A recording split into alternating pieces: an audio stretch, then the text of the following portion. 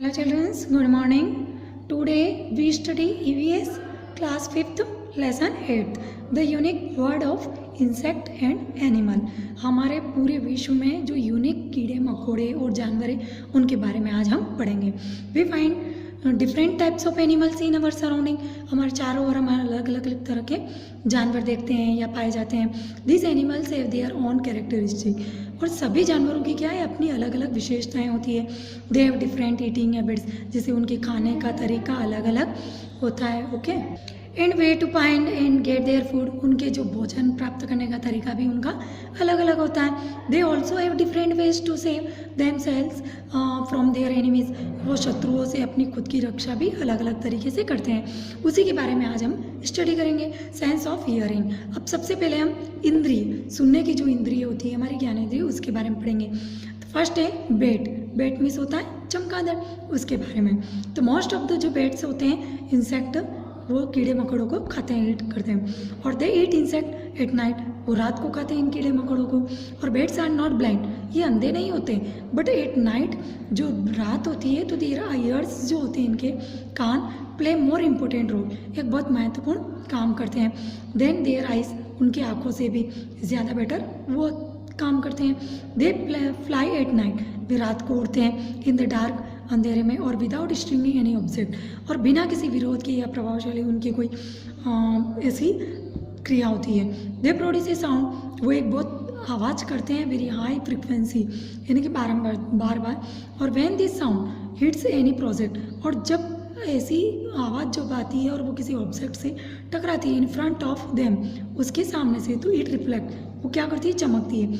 The reflected sound जो होती है इसकी प्रतिध्वनि आती है, और इको होता है इसका जो गूंज होती है, गिव्स देम द इंफॉर्मेशन, उसको एक अलग तरह की सूचना मिलती है कि जो सामने वाला इंसेक्ट है या ऑब्स्टेक्सल है उसमें बिना किसी बाधा कि वो किस साइज़ का और किस शेप का है. दिस सिस्टम, और इस जो ये सिस्टम होता है इको, इसका गूंज का, उसको इको लोकेशन कहा जाता है. जैसे डॉल्फिन्स, वेल्स, शू और एरोड्रम्स, ये सारे जानवर ऐसे हैं जो इको लोकेशन यानी कि प्रतिध्वनि गूंज से के ऊपर निर्भर करते हैं. नेक्स्ट है सेंस ऑफ स्मेल, यानी कि हमारी जो सूंघने की ज्ञानेंद्रिय है उसके बारे में. तो सबसे फर्स्ट हम पढ़ेंगे dog. Dogs are known as best friend of human, ये हमारा सबसे अच्छा मित्र होता है. और द सेंस ऑफ स्मेल जो इसकी होती है वो बहुत तेज होती है दूसरे जानवरों के तुलना में. A dog has a 2 different air passes, इसके 2 डिफरेंट अलग अलग पासेस होते हैं जो जहाँ से हवा निकलती है. वन जो होता है उसका ब्रीथिंग होता है, जहाँ से वो सांस लेता है, और अनदर जो स्मेलिंग होती है, और दूसरे से वो सूंघने का काम करता है. तो so the dogs are able to store, ये क्या करता है, सूंघने की जितनी भी ये सूंघता है उसको स्टोर करने में भी इसकी संभव होता है, इसमें योग्य होता है.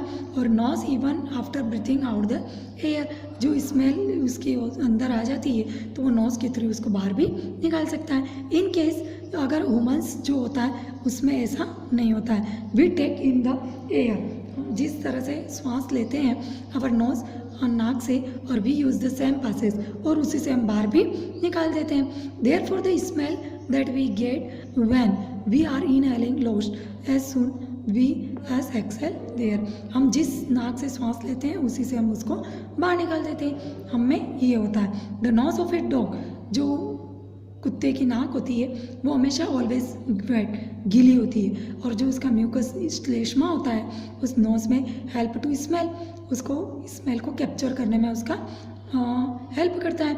और अ डॉग कंटेंस, डॉग के अंदर जो होती है मिलियंस जो स्मेल होती है इसको ग्रहण करने की 225 से लेके 300 मिलियन तक होती है, जबकि ह्यूमंस में, हमारे मानव में ओनली 5 मिलियंस स्मेल हम ग्रहण कर सकते हैं. द एक्सीलेंट जो सेंस होता है इसका ज्ञानेंद्रिय होती है डॉग की, वो उसकी मदद करती है नंबर ऑफ इसमें, यानी कि हम में ऐसी नहीं होती. और डिक्टेट बॉम्ब, और ये क्या करते हैं, इस स्मेल के कारण ही बॉम्ब को डिक्टेट करते हैं खोजने में. कैच क्रिमिनल्स, क्रिमिनल को पकड़ने में. Help the blind in doing different activities, इस तरह की अलग अलग जितनी भी गतिविधियाँ होती हैं वो सब करने में ये समर्थ होते हैं. नेक्स्ट है ants. Leave a piece of bread, आप कहीं पे भी ब्रेड का एक टुकड़ा रख दो फर्श पर तो ईट अट्रैक्ट्स, वो इससे आकर्षित होकर सारी चींटियाँ इकट्ठी हो जाती है. इनकी जो आइज़ होती है वो वेल डेवलप नहीं होती, अच्छी नहीं होती, बट परंतु उनका जो सेंस ऑफ स्मेल होता है, ज्ञानेंद्रिय होती है सूंघने की, वो बहुत स्ट्रांग होती है।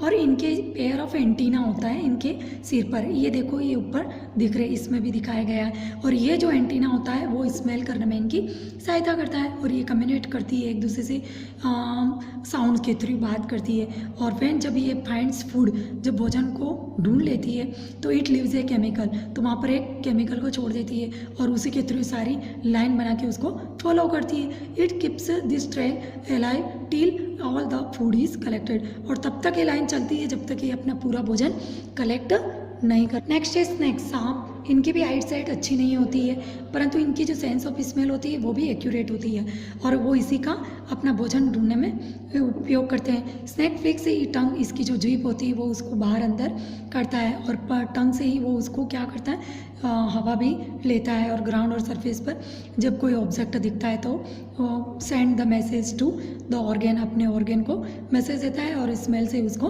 उठा लेता है। बुलचूर जो होता है उसकी भी गुड सेंस ऑफ स्मेल होती है, और ये इस स्मेल के कारण ही मरे हुए जानवर को दूर से, बहुत दूर से भी सूंघ लेता है। बियर्स जो होता है, जैसे ये पोलर बियर है, तो इसकी भी जो सेंस ऑफ स्मेल होती है वो अमेजिंग होती है, आश्चर्यजनक। सील जो मछली होती है वो भी उसको बर्फ़ के अंदर होती है, फिर भी वो 20 किलोमीटर से इसको बाहर निकाल लेती है और उसको सूंघ लेती है। शार्क जो होता है, इसकी सेंस ऑफ स्मेल जो होती है वो एक्सीलेंट होती है, और स्मेल है टीनी ड्रॉप ऑफ ब्लड, ये छोटे छोटे जो खून के धब्बे होते हैं उसको भी सूंघ लेती है, और इसी के कारण वो बाहर आ जाता है। स्मेल है ऑर्गेनिजम्स विथ पुअर आईसाइट, जिसकी पुअर आईसाइट होती है, सच एज जैसे कि रेट्स, चूहे, कॉकरोच एंड बीज, मधुमक्खी, depend on their sense of smell find food, ये सब भी अपने सेंस ऑफ स्मेल के कारण ही अपने भोजन को ढूंढते हैं। नेक्स्ट सेंस ऑफ विजन्स, यानी बहुत सारे बर्ड्स और इंसेक्ट में गुड आइट साइट होती है उनकी, और उसी के ऊपर ये डिपेंड होते हैं, जैसे कि ईगल्स और हॉक,